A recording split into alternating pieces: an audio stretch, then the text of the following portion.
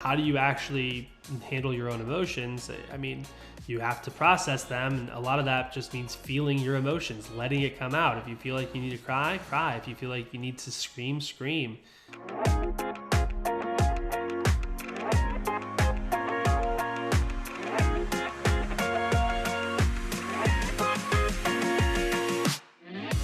Welcome to the Better Than Rich Show with your hosts, Andrew Biggs and Mike Abramowitz.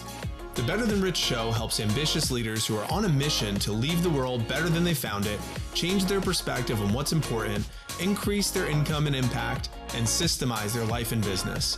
If you've ever struggled with finding your purpose, have felt disconnected or distracted, or found yourself going through the motions, this show will remind you that what you do matters and will re-inspire you to chase your highest dreams. It's time for you to become better than rich.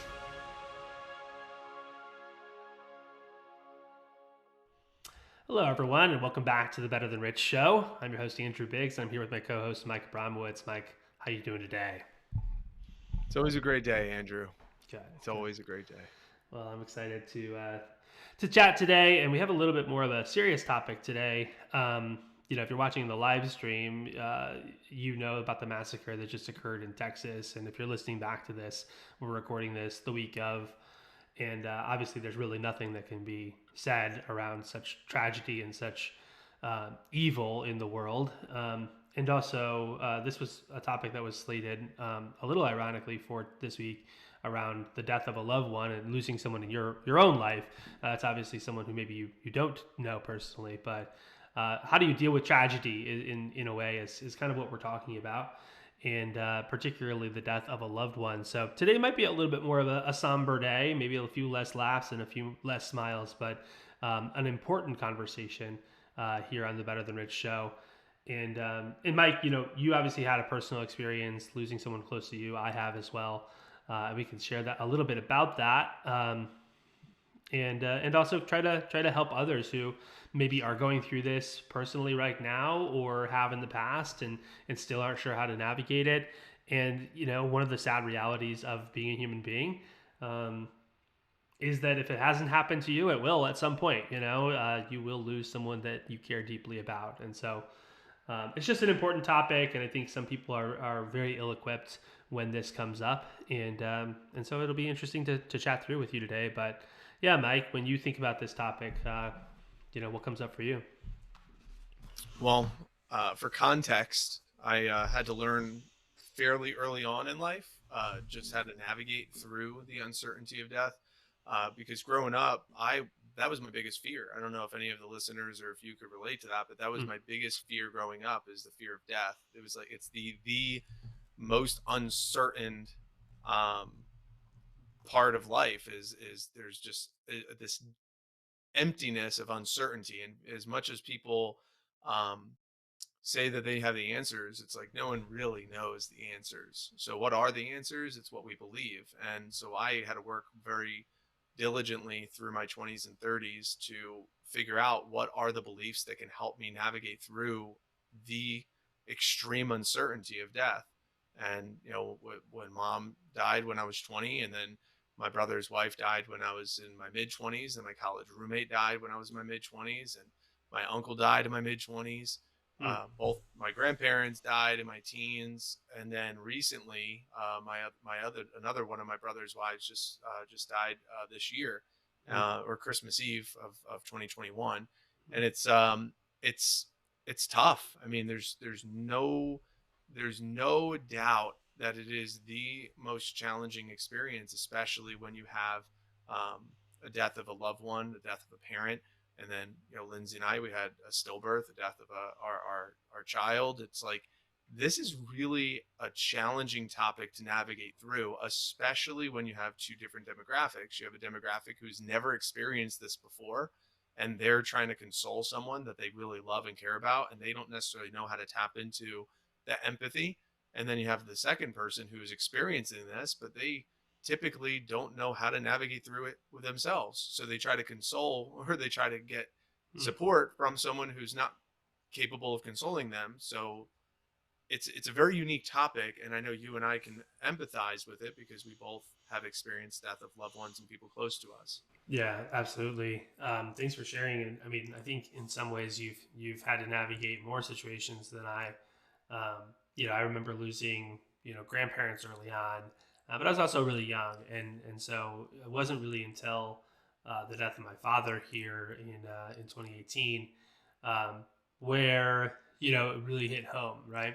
And I think as a starting point, you talk about the fear of death, and like this is a really deep lesson, but we have to also we do need to address it, which is how often do you think about death? How what are your thoughts on death? And if you haven't really taken the time to think through that, if you're just like go go go all the time, and your only aim in life is like how to make more money, or it's how to close the next deal, or how to look better on Instagram, or whatever it is, and you're not thinking about your own mortality, well, there's an issue with that, and that is that death is going to come kind of hit you on the side of the head, right? It's going to blindside you, um, whether when you come close to death or when a loved one does, and that moment comes. So, thinking through, your own mortality and the mortality of others is a really important thing, even if it's just to calibrate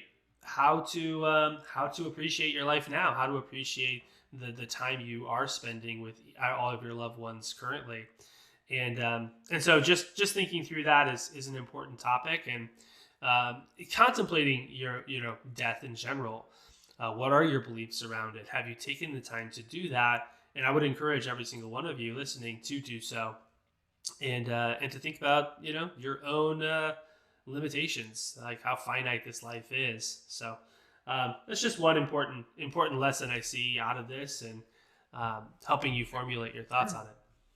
And some people take confidence and have a foundation built based on their religious beliefs, and Mm-hmm. religion comes into a really a beautiful place here.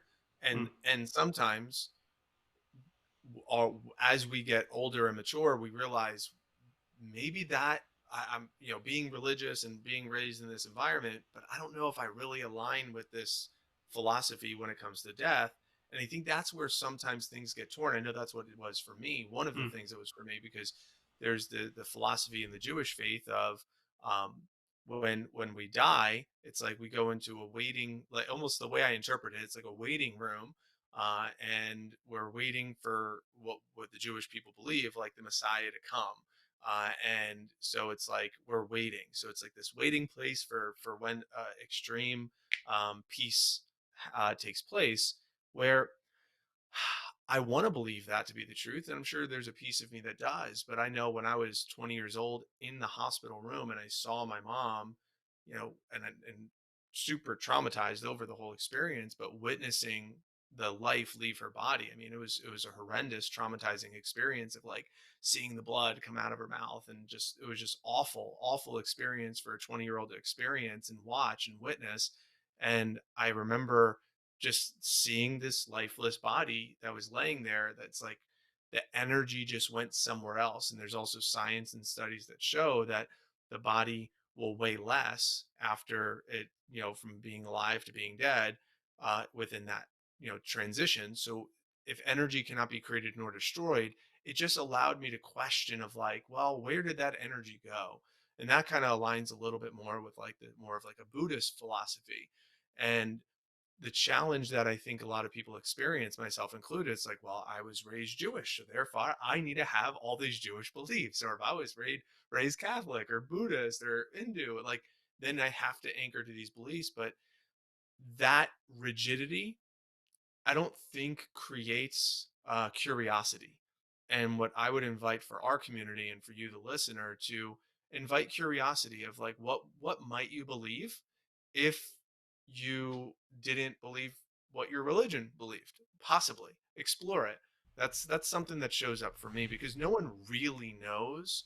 And if we get so anchored to a belief and we don't question why we're anchored to it, or do we actually believe it, potentially that's where even more uncertainty can live, because now we're questioning some of the foundational principles and beliefs that we've spent our entire lives listening to. And and honoring. I don't know. I know you Yeah, spent some time yeah. and exploring this too, so I'm curious to hear your thoughts. Yeah, absolutely. I mean, I think in general, the advice, and people get threatened by this, right? They get threatened by questioning their beliefs. But, um, there's a few reasons why you should question your beliefs. Primarily, if you really believe them and they're really true, they should be able to stand up to scrutiny, right? And so, like, you need to question what you're taught so that, if it can withhold scrutiny, then great, right? Then you're even more confident in what you believe. And if it can't withstand scrutiny, then maybe you have further investigating to do, or maybe you have further evidence to try to find to support them, or maybe you need to rework them. And this sort of like process of contemplation of your beliefs is so important. And what happens is people end up for arriving at a belief system. Maybe it's religious, right? Or maybe it's the opposite of religion. I'm an atheist or whatever. So whatever belief system they arrive at that conclusion, and then they don't want to have it questioned because it's like a foundational axiomatic like sort of structure that they're basing their entire reality on. So to have that shake does cause a lot of uncertainty in someone's psyche. What we need to get comfortable with, though, is to question these things. And, what I tend to feel is I've at least done enough investigation to believe and know for myself that we're eternal beings. Um, and that I existed, before this, and I will exist after this life, is an interesting sort of concept, and I have done enough investigation to feel that, and to actually kind of almost have a reference point internally, of to find that place, that eternal place within me. It doesn't mean it's always where I operate from, but it's kind of the deepest part of me that's the most at peace, right, with this life. Um, and knowing that is really useful. What happens after that? I don't know. Do we go to heaven? Do we go to hell? Are we reincarnated? Are we, do we go to some other place? Sometimes I also wonder, like, are these the same way or different ways of saying the same thing? Like, there's just a lot of investigation that needs to occur, and maybe you don't need to know the answer. Is another thing. So, um, I like that yeah, part what you just said, yeah, where maybe you don't need to know the answer, because in the exploration of curiosity, hmm, to try to find the answer to something that is really unanswerable, it's just getting to a place where you feel certain in what you believe. It's like hmm, really what it comes down to is that's the answer. The answer is not the answer for everyone. It's my internalization of the answer to put me at peace and a place of acceptance when it comes to the ultimate uncertainty of death. And I really love the way you said that, or where you asked that. And I think about death probably a little too often, just because hmm, I've realized that the people that I loved in my life that have died, I don't. I want to embody the belief that they lived with purpose, and that whatever their purpose was and why they left this planet and why they died was for them to leave some sort of legacy or some lesson for people that were left behind to continue on their legacy of whatever that might be. So if that's my interpretation of other people, Nick dying very early, too early in life, and this, like you brought up, this massacre that's like, well, it's incomprehensible as to what the human can how a human can do something like that. I mean, it's incomprehensible. So it's nearly impossible to try to explain to someone, like, how can you find the gift in this? And in the same breath, it's like, how can we draw out lessons from this that can make this world a better place while we're here to help us live a life that's worth living? how can we leave a legacy, and how could we be remembered? How could we solve problems that exist in the world? And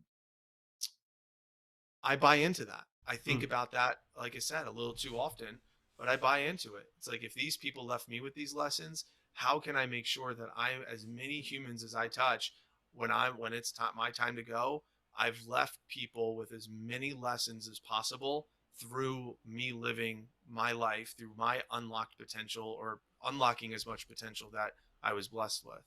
Right, right. So leave it better than you found it. It sounds like there's a lot of what you're It's saying there, right? that sounded that way, huh? And I think, so this is really a good kind of foundation from us, starting place for us to begin.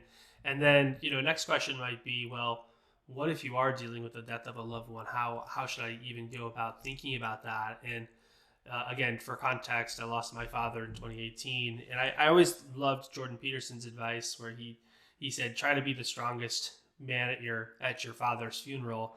And I don't know if I was. I like to, I'm not gonna say I was. It did feel like I showed up about as best as I could, and as present as I could, and showed up for my family as best I could. And the lesson there of like try to be the strongest man at your father's funeral, or person at your father's funeral, is a better way of putting that.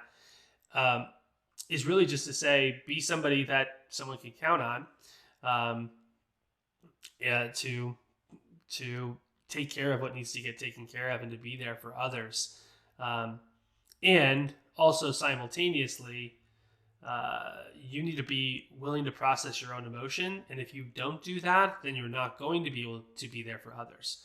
And I think it's like that emotional availability only comes from when you've actually freed up your own emotional plate, right?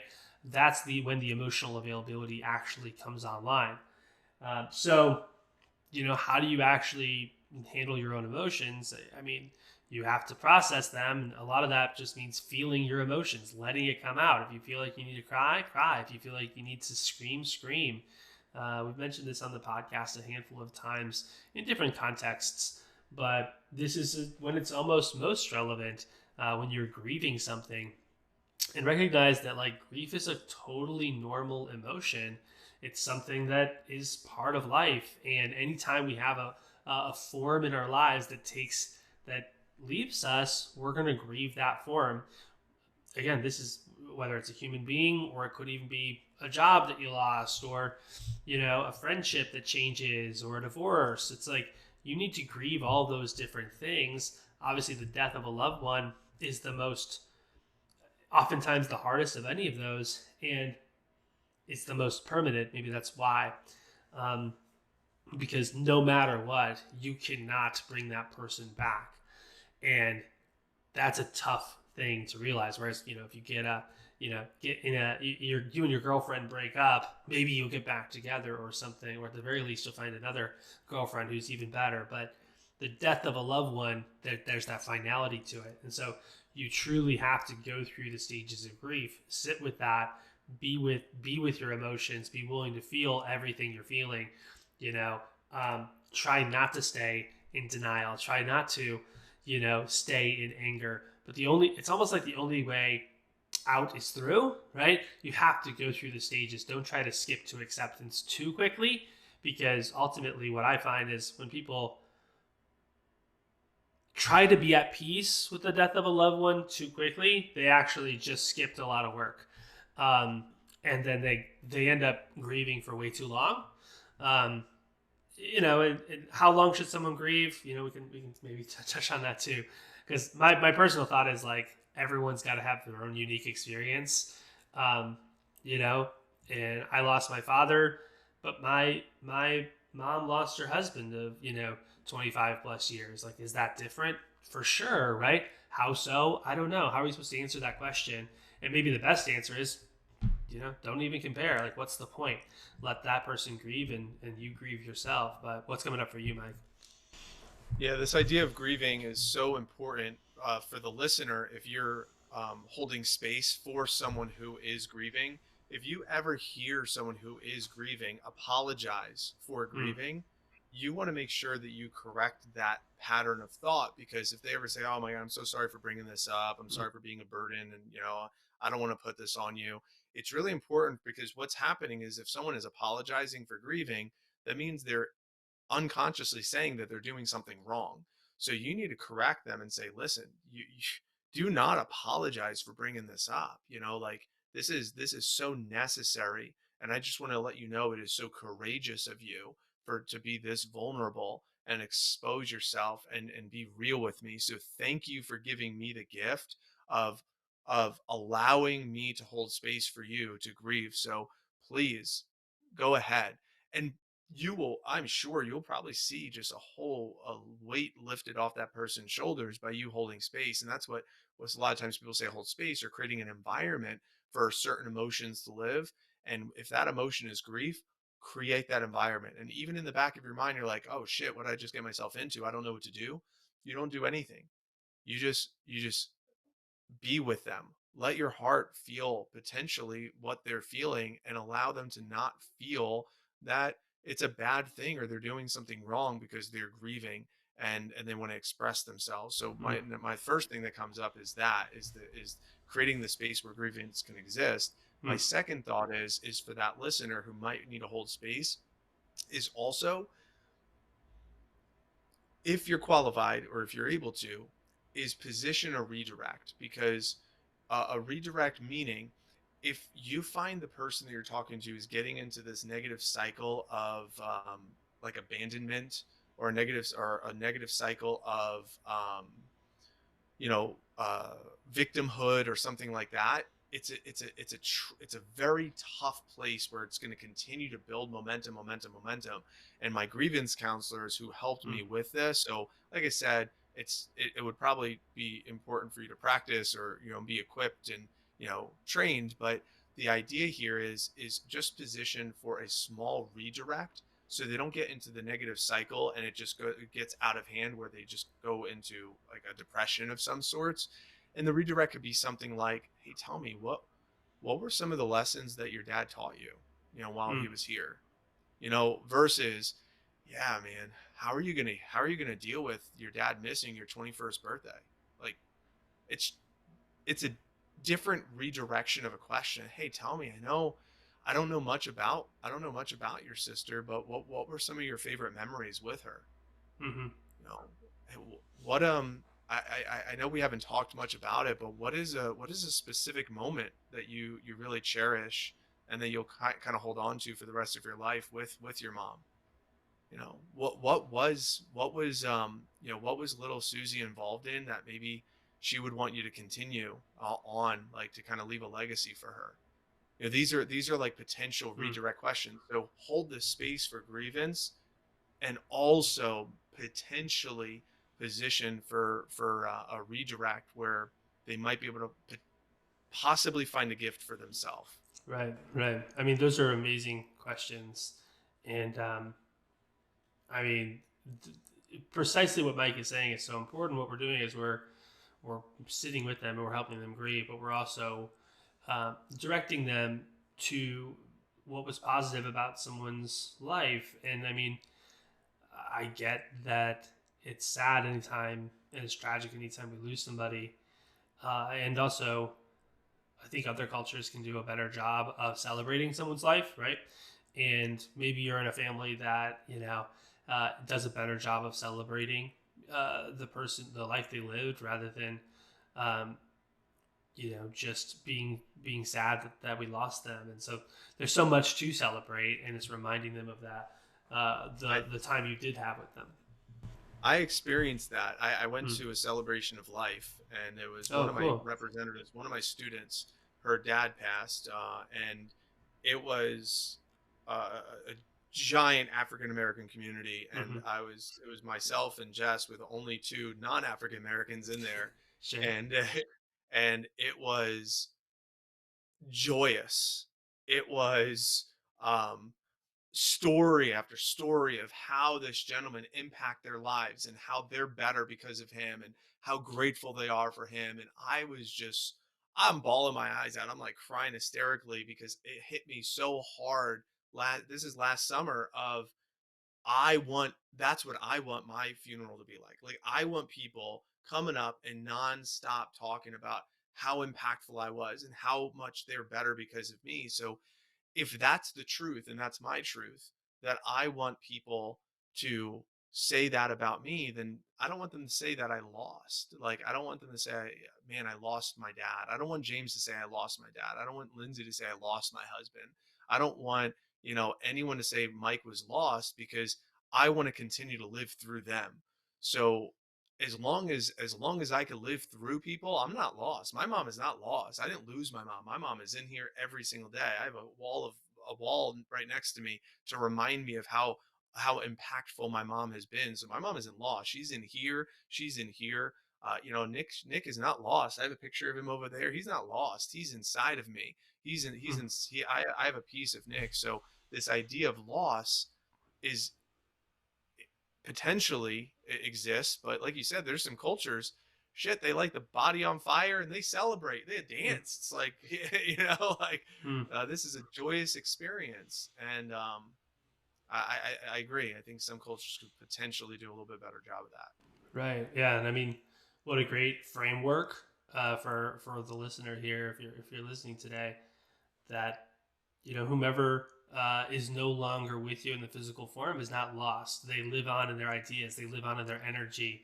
And it even brings up a question. I mean, obviously, again, going back to that initial thought of like your belief systems, um, I certainly do my best to communicate with my dad occasionally, and sometimes that feels easier than other times, right? Sometimes he feels more present to me than other times. I know, especially in the early on stages, it felt like he was, like I could just talk to him almost, and he was with me and walking with me, and that might sound kind of strange, right? And was it real and happening in a sense, in a literal sense, or was it just a conversation I imagined? I don't know, but it was almost like the intuition was guiding me to have these conversations and look for guidance and ask questions. And even now, I'll call upon him to say, hey dad, like, what should I do in this case, right? Or hey, like, I'm totally not feeling clear on my direction forth, or how do I navigate this situation? And I can still get the wisdom from my father. Again, is that a literal conversation I'm having with his spirit? I don't know, but it's useful, and then B, it's really helpful to stay connected to someone that's such a critical part of my life growing up. So and that's an important thing, staying connected, right? You have these mementos, right? And ways to stay connected. And I think it's just so important to stay connected, and then also to honor the memory, commemorate the memory every so often. Maybe it's on the anniversary of their death, or maybe it's on their birthday, but celebrating their lives, even as after their lives, is so important. And so just having space and time where that's going to be the case, having physical items. It's even an interesting topic. What do you do with their things, with their items? What do you do with their clothes? What do you do with their favorite, items that they left behind? And, one thing I would just share is don't rush that process. Don't be like, I got to get everything out of the house, take your time with it and wait till you're ready to kind of like go through those things one by one and try to figure out, what's the right thing to do with them. At the very least, really consciously make a decision with each of the things. Don't just say, yeah, like, I got to get this out of the house so I don't have to think about it anymore. And I kept my dad's like old wedding ring, and then just a few other really important things that just help remind me of him. And so it's just, if you're listening, I think this is such an important thing to think about too. And Great. Yeah, It's a great reminder, Andrew. I was reflecting when you said that. My grandpa, my mom's dad, when he passed, I was really close with him. I used to play rummy cards with him every week. It was like our thing. And when he passed, his birthday was June 24th. My birthday is June 25th. So we always kind of celebrate our birthdays together. Mm. And when he died in May, my possession that I got from him was his wristwatch. So I used to wear his wristwatch. I still have the wrist. So he died in May. I got the watch, end of May. I used to wear it all the time. And then on midnight, June 24th, I have chills. I have chills thinking about this. On June 24th, turning to June 25th at 12 midnight, the watch stopped. Can't make it up. To this day, I have the watch. Really? Wow. I have the watch. The watch is still stopped on midnight turning, and you can see the dates on the wristwatch turning from June 24th to June 25th. And I have chills thinking about it because I don't know what that necessarily means per se, but I know the way I interpret that. Mm-hmm.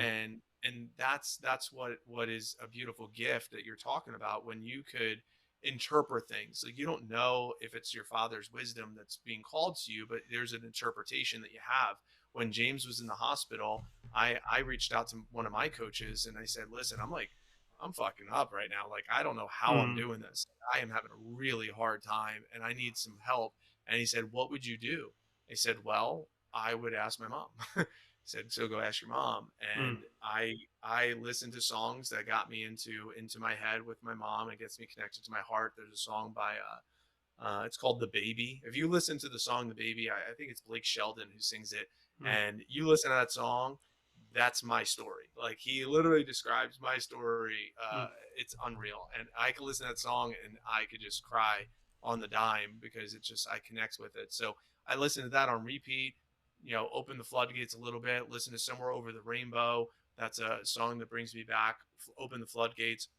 And in this like crazy cry session, I'm here at the house by myself. Lindsay was at the house with James, and I was like, begging, like, Mom, I need you. Give me the energy. Give me guidance. I need this motherly energy. I need this motherly wisdom. Tell me what I'm supposed to do. I really need some help right now. And I haven't had a dream about my mom in quite some time. And that night, I had a dream about my mom. It was a real small dream, but all it was is I looked down at my phone and my mom was calling. I saw Mom appear on my phone in my dream, and I pick up the phone and then I wake up. And I was like, I don't know how to interpret that. There's lots of ways to interpret it. I know how I interpreted it, and that's all I needed. It was like, okay, she's with me. I have the answers are within me. She's given me what I needed, and I know I can call forward the motherly energy that I need to bring forward. Right. And it's beautiful. I'm glad you brought that up because it's true. We don't know. We don't have answers, but we do have our interpretation of what is to us. Absolutely. I mean, thanks for sharing in that sort of depth, right, of how this all relates to our consciousness and the dream state, the waking state, and our relationship to the beyond. I mean, this is, probably something we'll explore further in our November retreat, right? Because it's like on the super duper deep end sort of stuff that we like to talk about. But this has been super helpful, and hopefully you're listening and enjoying this, or at least getting something out of it if you're not enjoying it. The last thing I would just say is, how does someone properly console? We talked a little bit about it, but one thing that comes up for me, because here's the thing. I think some people just, obviously they don't know what to say, right? And so, you and I probably are a little better at giving grace, but like not everyone is. So when someone comes up and says something really stupid, you'll get over it, or what's meant to happen happens, or everything happens for a reason. It's like there's even if these things are true, you really need to be aware of what you're saying and how it's affecting others. And if you don't know what to say, maybe don't say anything, right? Or just say, hey, I don't know what to say. All I can say is I'm here for you. But sometimes people just say the exact opposite of what they really should be saying, and all you're doing is making it worse for that person. So consoling them properly, making sure that you're avoiding kind of these common pitfalls. Again, comparison, right? It's like someone just lost their their loved one or something, and then you bring in and say, yeah, I know exactly how you feel right now. I lost my dad, and it's like, you don't know exactly how I feel. This is a totally different situation. Like, nobody wants the comparison. So, or it's even worse. They're like, yeah, I know I lost my pet the other, 2 years ago. It's like, she was so important to me. So understand that, there's no comparison that you need to be doing. And in fact, it's really, really counterproductive. And you got to make sure that you are properly doing that. So I think that, Mike, what comes up for you around consoling people? So while you were talking, I just grabbed a few books on my bookshelf. Great. Let's uh, zoom in. I couldn't, I couldn't find my favorite one, and I'll expand on my favorite one. But these are all really great books. Viktor Frankl's Man's Search for Meaning, The Seat of the Soul, The Power of Now, Untethered Soul, and The Inner Mm-hmm. Works. These are all really great books. And my favorite one that I was trying to find real quick on my shelf is Tuesdays with Maury. Uh, Sure, and sure. and and then I have one upstairs that I'm reading. It's called The Journey of Souls. So again, this is like something that I like to feed my mind with, and so I have a lot of these different books, these different perspectives. But I will say, to Andrew, to your point, man, most people, they definitely do not know what to say, and even if they say the outlandish stuff, like you said, uh, my dad, bless his heart, oh my gosh, I love him so much, but he's like, you know, and he fought in wars and everything, and his responses sometimes are like, I know I can't talk to you about death of a loved one. He'll say something like, emotional wounds will heal, like something like that. It's like, Mm-hmm. all wounds heal. I'm like, yeah, thanks, but I'm still in pain right now. So, um, but to your point, listener, dear listener, please. I had countless friendships that just faded away. My wife could relate to this too, because her dad died, several years back too, and people that just, they don't show up. They, not only do they not know what to say, but they don't even show up at all. Like, they'll not show up for the funeral. They'll not show up afterwards. They don't, call. They'll say something like, "If you need anything, let me know." That's like the cliche. If you need anything, let me know. They Mm-hmm. don't know what to say. They don't know what to give. They don't know what to ask. So, something I would invite is, a gesture. I love books, any of these books. So if you have someone that died, any of these books, you could send them one of these. If you want to send a copy of one of my books, I have a book, this top one up here. It's called, Real Stories, Real People: Stories of Lessons Learned from Death. It's all stories of people talking about how they navigated through, death of a loved one, and it's a really great book. You can give Tuesdays with Maury. That's my go-to. I just mailed that to a complete stranger. I saw that her mom just passed away, and I sent her a book, Tuesdays with Maury. It's a fantastic read, and she was extremely grateful. My nephews, their mom just passed, like I mentioned, on Christmas Eve. So for my brother and my nephews, I bought them journals, and then I hand wrote in the journal questions for them to, remember his wife and remember their mom by. Now, I don't know if they're using the journals. I hope they are. And if you're listening to this, I hope you're using the journals, because the grievance journal was so helpful for me. But listener, please, if you're going to say, if there's anything you need, let me know. I'm encouraging you. Think on their behalf. Send them something. Send them a journal that they could use. Sending them a book they could read. Sending them something meaningful. Maybe a Mm. photo. I know that's always a beautiful gesture. Like, if you could find a photo of them with that loved one who passed away, and maybe a handwritten note that goes with it. Instead of just saying, if you need anything, let me know. Just think in their terms with empathy, and send them a token of love in your way that can potentially meet them where they're at. Mm. Absolutely. I mean, it's such a great reminder, and it's even, I was listening to someone speak the other day on social media. They were talking about how we used to show up more for people, and I feel like we're so atomized and isolated and siloed, and part of that's the internet, part of that's just the modern culture, working remote and all these different things. But people used to show up, with casseroles, is what they said. And it's like, some of you listening don't even know what a casserole is, but it's like, you need, like, what does it look like for you to show up and take care of somebody And, we've kind of learned like, oh, I don't want to intrude, I want to keep the, give them their privacy and the boundaries and stuff. But then, how many people are isolated and hurting because they have really, really good boundaries right now? It's like, congratulations, you've created this impenetrable boundary that no one feels comfortable showing up at your door and dropping off a tuna casserole. Um, you know, and hey, maybe that's their choice, but like, how do you show them that that's not really what they want? They really don't want to be isolated.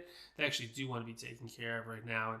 And, Mike, you're talking about a great way to do it, right? Send something in the mail and send them a book, send them a journal. Like, this is a great thing, especially if you're not, yeah, blanket, like, especially if you're not present, right? Um, with them. I know my mom, part of her grieving process was she, created these pillows out of his shirts and like sent them to all the grandkids and embroidered, grandpa's always with you and things along those lines that helped, her grieve, but also gave mementos to the grandchildren. And so, there's just so many things we can do to show up for people that's not just words, right? And is an actual gesture showing that. And again, people will say, "Hey, yeah, I'll reach out if I really need something," but generally people don't do that. And so, how do we just actually break through that a little bit in a polite way, but in a way that shows like, "Hey, I actually mean what I say. I'm not just saying I'm here for you. I'm actually here for you, right? And I'm showing you that. I'm demonstrating that, not just saying it." Mm. Yeah, we got a beautiful blanket from I don't remember.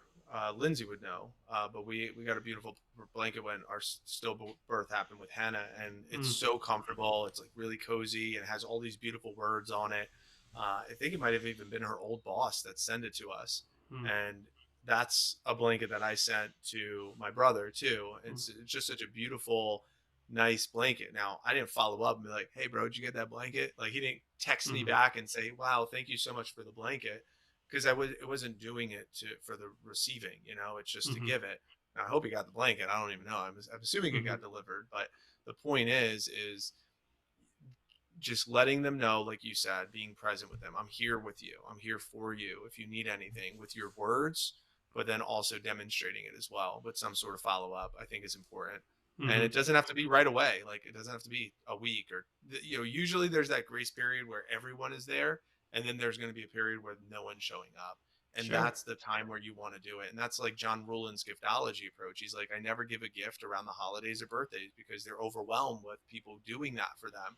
You want to find the spots where not everyone is doing that. So that's because that's when it's the most meaningful. Yeah, it's an important reminder, that like that first week, that first month, a lot of times is super overwhelming. People are even, handling all sorts of important, business, important financial decisions are being made.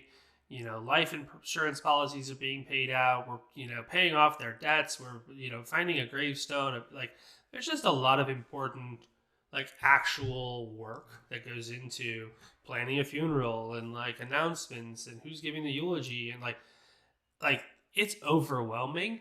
And so a lot of times that part of someone's life is kind of a blur, right? They're just like, I don't even know that first 30 days. Like I was just completely out of it in a blur. And so that doesn't mean that they're not still grieving, 30 days later. In fact, typically it's years and years, right? Before somebody is kind of, completely over something. But yeah. Yeah, that's a great if that's even a thing, being completely over something. That's a poor way of putting it, honestly. But yeah, that's a misspoken in my estimation. So yeah, I apologize for that. No, it's a good reminder because that 30-day window, you're right, and then after that 30-day window, it's like, what can we do to try to make sure that it's still top of mind for us? And Sure. I just reflected back, my nephews who I mentioned just in April, I went home to New Jersey to visit, and I was like, what can I do to like, show that I care with my nephews? I mean, they're 13 and 17 years old. It's really hard, and I just quality time. I mean, we played wiffle ball in their backyard. I went to the mall, And I was talking to the 13-year-old. It was like, how often, what are some of the things that you and your mom did? And, he has like semi-formal coming up. He just had it. Mm. He's just like, well, we would probably go shopping to, buy a new shirt and stuff. I'm like, all right, well, I'm not going to dress you for your semi-formal, but we could go shopping. So we went to the mall. We had lunch. I took him out. They Mm-hmm. both bought some clothes. And, I was like kind of joking with him. I was like, just remember, I'm your cool rich uncle. All right. I was like, There you go. and then I would be like, That's I'm right. like, I'm just kidding. I'm better than rich. I'm your cool, better than rich uncle. Right. That's You know, great. just the bonding time and Mm-hmm. the experience. And I don't know what that does for them. I know what it does for me, but just being there as much as I can. But on the flip side of that, my other nieces and nephews, they wouldn't receive me. Like I would attempt and I would reach out and I would try to do things. I took them bowling, but like they Mm-hmm. wouldn't receive what I was trying to do. So therefore I kind of retreated as like, there's only so much that one can do. And I want to make sure that that is Mm. mentioned in this episode as well, because if someone doesn't know how to receive, it's really hard for you to give. And if you try to, like for me, I was trying to give and trying to give, and all it was doing was creating more tension and resistance in the relationship. So I retreated because there's only so much somebody can attempt. And I said, when the time will show up, I want you to know I'm here, but there's only so much that I can do. Mm-hmm. And, that I think there's merit to mentioning that. It's a great final reminder because the reality is, it doesn't have to be you who is like the only person consoling them. It's like, when that's received, great. And when it's not, that's fine too. And hopefully they'll get their needs met another way. So, hey, Mike, thank you for this thoughtful discussion. If you're listening, hopefully you got something out of this here today. Whether it's how to grieve personally or it's how to console someone who's grieving right now. And again, if you aren't intimately familiar with death, understand that these are important lessons that at some point will be relevant for you. So thanks for this conversation today, Mike. Thank you, the listener. And until next week, remember to leave today better than you found it. Thanks. Bye.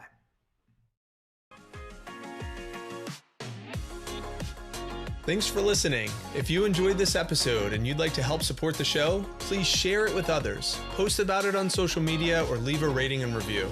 To catch all the latest from us, you can follow us on Instagram at betterthan_rich and join our Facebook group at the Better Than Rich Show. Thanks again for listening. We look forward to seeing you next time. And remember, leave today better than you found it.